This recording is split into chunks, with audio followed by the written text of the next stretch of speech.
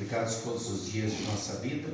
E nesse momento onde nós queremos meditar um pouquinho sobre esse texto tão importante que acabamos de ler, em Mateus 16, versículos 13 a 20, onde Jesus faz uma grande pergunta e recebe uma grande resposta. Vamos falar um pouco sobre isso. Pode sentar-se. Queridos irmãos e irmãs em Cristo Jesus, nós somos movidos por perguntas e por respostas. Desde pequeno a gente se acostuma a perguntar: pai, mãe, o que é isso? Por que isso? Para que isso? E a gente vai aprendendo.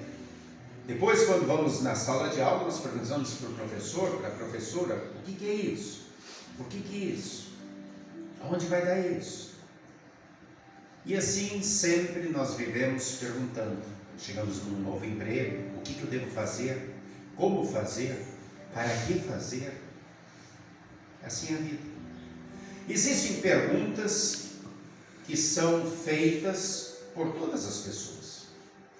Perguntas que atingem toda a humanidade, que cada ser humano em algum momento da sua vida vai se fazer. Por exemplo, de onde viemos, para onde vamos e quem somos? Por causa dessas três grandes perguntas, nós vemos aí centenas de filósofos em todos os séculos debatendo, e cada um com uma resposta diferente nessas três perguntas: de onde viemos, para onde vamos e quem somos. No texto de hoje, o evangelho que acabamos de acompanhar, nós vemos Jesus se retirando um pouquinho da Judéia, indo lá para Cesareia de Filipe com seus discípulos. E então, quando ele está ali a sós com os discípulos, ele pergunta: quem é que o povo diz que o Filho do Homem, Jesus gostava de se chamar Filho do Homem, porque todos viam seus milagres, notavam que dele estava a divindade, mas ele queria sempre relembrar-los que ele se tornou um homem para poder morrer pelos nossos pecados. Então fazia questão de dizer o Filho do Homem. Por isso ele pergunta: quem o povo, as pessoas dizem que é o Filho do Homem? Vocês que estão sempre com o povo, conversando com o povo, o que eles falam de mim? E então, Jesus ouve várias respostas. Uns dizem que tu é o Elias, uns dizem que é João Batista, uns dizem que é Jeremias ou um outro profeta aí que o Espírito dele está em ti. E então Jesus olha para eles e diz: e vocês? Quem eu sou para vocês? O que vocês pensam de mim? Ou seja, quando vocês estão conversando, enquanto eu estou ensinando, fazendo coisas, o que vocês dizem sobre mim? Quem eu sou? E então Pedro, tomando a palavra por eles, disse: tu és o Cristo, o Filho do Deus vivo. Então Jesus disse: tu é bem-aventurado, tu é feliz, Pedro. Essa resposta não vem de ti. Essa resposta vem do Pai. É Ele quem te revelou. E por quê? Porque essa é uma resposta de fé. E quem nos dá a fé? A fé é um dom que Deus nos dá. E Deus nos dá a fé, e dá a fé a todos os seres humanos que creem. Por isso que Ele deu a fé, senão não creriam. Através da palavra. E eles estavam ali em constante contato com aquele que era a palavra. João disse: Jesus é o verbo, é a palavra que se fez carne e habitou entre nós, e nele nós vimos a glória do unigênito, porque ele é Deus. Em contato com a palavra, eles recebem a fé de Deus. E por receberem essa fé, agora eles podem confessar: tu és o Cristo, o Filho do Deus vivo. Então Jesus diz assim: Simão Bar Jonas, filho de Jonas, Barcas e filho, você está com uma confissão firme, sólida, fundamentada sobre a rocha, sobre a pedra, porque Jesus, em outro texto, diz que Ele é a pedra angular que os construtores rejeitaram. Essa tua confissão é a confissão da rocha, confissão de Pedro, e sobre esta pedra está edificada a minha igreja. A igreja está edificada sobre Jesus, que é a pedra angular. E então Jesus diz: dar-te-ei a chave do reino dos céus.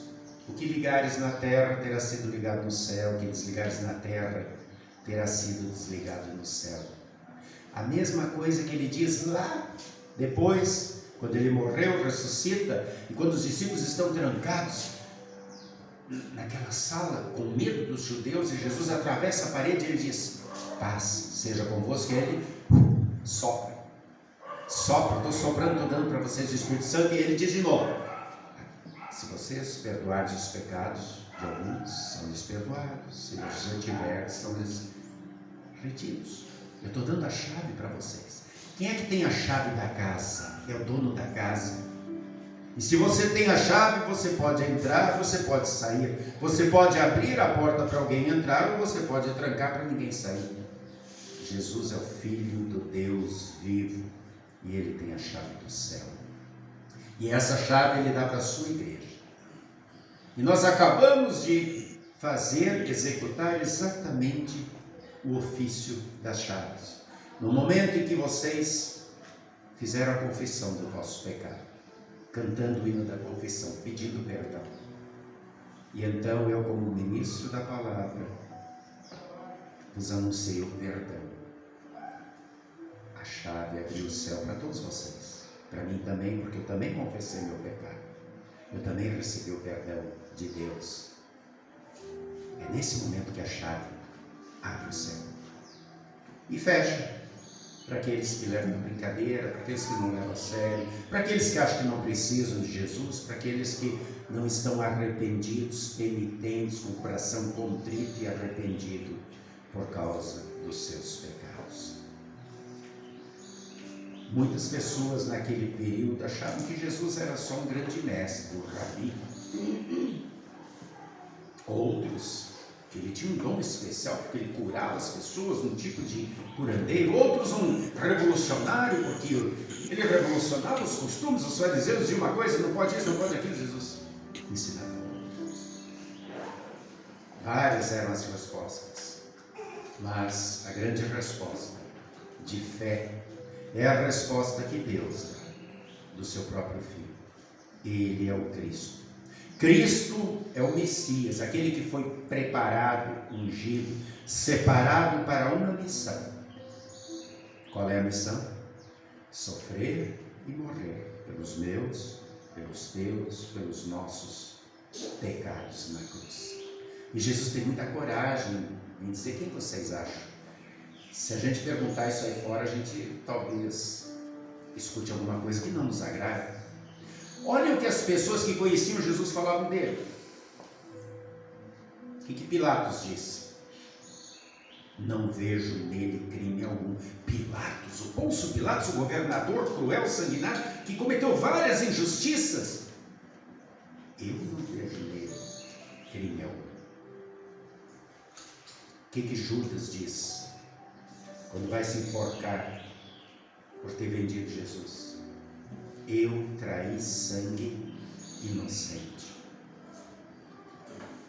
No momento da morte de Jesus, quando o céu escurece, quando a terra treme, o que diz o centurião, chefe de 100 soldados, aqueles soldados todos que participaram daquele momento da crucificação, da zombaria, dos tapas, dos chicotados, o que ele diz? Verdadeiramente, este é o Filho de Deus.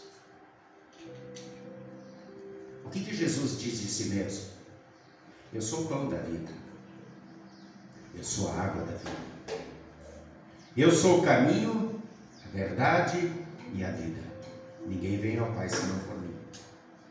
Eu sou o bom pastor que dá vida pelas suas ovelhas. Eu sou a porta. Acabou de dar a chave. Eu sou a porta. Quem não entrar por mim, não entra no céu. Tudo isso, Jesus é. E João conclui lá na sua carta dizendo que Deus é amor. Ele é o nosso advogado. Jesus é quem nos defende dos ataques do inimigo, do acusador. E todos nós estamos aqui porque nós temos essa fé. Senão não estaríamos aqui. E nós temos essa fé porque nós conhecemos a verdade que nos libertou das amarras do pecado. E nós temos essa fé porque o Espírito Santo produziu essa conversão, essa mudança de vida em nós. E é por isso que nós estamos aqui em resposta a esse amor, para louvar, cantar, orar, agradecer e nos colocarmos à disposição para servirmos a esse Deus como sua igreja, levando o perdão dos pecados para aqueles que ainda não têm. Para aqueles que ainda têm respostas erradas para a pergunta: quem eu sou para você? E a única resposta certa é essa: Ele é o Cristo. Tu és o Cristo, tu és o meu Senhor, tu és o meu Salvador. E todo aquele que não tem essa resposta continua no céu trancado para ele. Todo aquele que não tem essa resposta continua rumando para o inferno, porque não bebeu da água da vida e não comeu do pão da vida, e não faz parte do rebanho do bom pastor. Todos nós temos muitos amigos, todos nós temos familiares. Quantos destes ainda têm a resposta errada? Não leva a sério, leva a brincadeira, ou acham que Jesus foi só um líder, um revolucionário, assim por diante? Quantos daqueles que nós amamos, com quem nós temos contato, estão indo para o inferno? E o que nós estamos fazendo? Naquele momento, Jesus diz aos discípulos: não falem a ninguém ainda que eu sou Cristo. Por quê? Porque ele disse: meu tempo ainda não chegou. Até então ele estava ensinando e estava curando. E logo depois diz o texto, nos próximos versículos, nós terminamos hoje no 20, quando começar o 21, 22, em diante diz: a partir desse momento, Jesus vai começar a falar claramente sobre a sua missão. E aí ele começa a dizer: eu vim para sofrer, para morrer e vou ressuscitar. Ainda faltava o principal da sua mensagem, não apenas para os discípulos, mas para todas aquelas pessoas, aquelas multidões que buscavam Jesus. Por isso ainda não era a hora. E depois que o Espírito Santo desce, Jesus diz: agora vocês vão falar na Judéia, Samaria, lá para os inimigos, para todos os confins da terra. E ele diz isso para mim, para ti, que temos a mesma fé, que confessamos Cristo como Senhor. Fale, não te cales. E aí Jesus faz uma advertência muito séria, dizendo: aquele que se calar diante dos outros, eu também não vou defendê-lo depois no dia do juízo. A gente discute futebol, a gente discute política, a gente fala de moda, a gente fala de gosto musical, a gente fala de comida, né? Com os nossos amigos, com as pessoas que gostamos. E quando chega na hora de falar de Jesus, parece que o diabo tem uma força incrível, consegue travar, não é? A gente manda mensagem pelo WhatsApp, Instagram, mas aí quando chega na hora de mandar uma oração, uma mensagem, que seja de 3 minutos do momento pastoral, isso aqui, o que o meu amigo vai pensar? Não interessa o que ele vai pensar, interessa o que Deus está pensando. Você crê no Espírito Santo? No poder do Espírito Santo, que ele mudou a sua vida? Que ele mudou a vida de um Saulo que era perseguidor de cristãos e tornou um grande missionário? Então por que ele não pode mudar a vida daquele incrédulo, daquele zombador da fé, que é teu amigo, que é teu parente, que é teu familiar? Ele continua com o mesmo poder. Você que é covarde, você que tem medo, e às vezes precisa ser dito, mesmo a gente não gostando. Isso foi dito na cara de Pedro, que acabou de fazer essa confissão. Mas lá na frente, anos depois, Pedro, ele comia com pessoas que não eram judaicas, que não eram judeus. Ele entendia isso, que Jesus era para todos, porque Jesus havia mandado ele ir lá na casa de alguém que não era, e baixou um lençol com vários animais e disse: Maricone, ele disse: eu não como nada que é impuro, eu sou judeu. Jesus disse: não considere impuro aquilo que eu purifiquei, é para todos. Ele havia entendido, e ele andava com eles, pregava para eles, até que de repente chegaram alguns judaizantes, e aí Pedro fica com medo, fica com vergonha, e se afasta dos gentios. E aí Paulo chama a atenção e diz: escuta aqui, estou falando nas minhas palavras, não exatamente como Paulo falou nesse sentido. Escuta aqui, tu está achando o quê? Tu está com vergonha deles? Do que eles vão pensar de você? Tu está aqui servindo quem? Tu não é Pedro? Tu não estava junto com Jesus? Tu não te importa com isso? Tenha vergonha na cara, Pedro. Não faça isso. Não tenha duas faces, seja só um. Você é servo de Jesus, então fale, viva Jesus para todos o tempo todo. Não tenha vergonha do que tu é. Foi mais ou menos isso que Paulo falou em outras palavras, puxando a atenção. Quando Paulo mesmo disse, eu tive que ser rude e repreender Pedro. E valeu a pena. Depois nós temos as cartas de Pedro que mostram isso. Então não tenha vergonha de orar pelos seus amigos e mandar uma oração para eles, mesmo que eles zombem da fé. Não tenha vergonha de mandar uma mensagem bíblica através da qual o Espírito Santo pode transformar a vida deles e o destino eterno deles. É isso que Deus espera de você. Que a sua resposta de vida que você dá aqui na igreja, Jesus Cristo é o meu Senhor, é o meu Salvador, que essa resposta de vida você possa dar lá fora também, sem ter vergonha de Jesus, sem pensar o que os outros vão pensar, mas com alegria e satisfação interna de dizer, eu estou cumprindo a minha missão. Que Deus possa atuar através dessa palavra e transformar a vida de mais e mais pessoas, para que eles também tenham a resposta correta. Senhor, eu creio, Tu és o Cristo, Filho do Deus vivo. E então faço como Tomé, se ajoelhando na frente de Jesus, dizendo, Senhor meu e Deus meu. Que assim seja comigo e contigo. Nós somos a Igreja de Jesus. Nós temos a missão de levar o perdão, de abrir portas.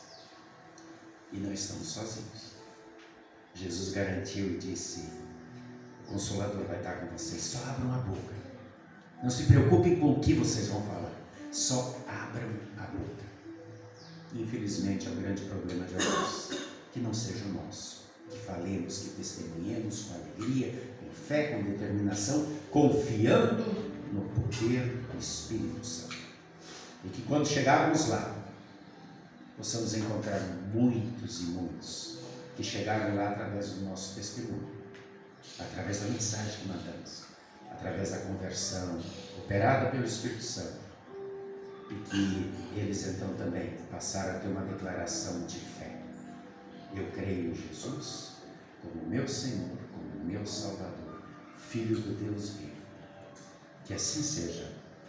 Amém. E a paz de Deus, que excede o entendimento humano, guarde corações e mentes em Cristo Jesus, o Filho do Deus vivo, para a vida eterna.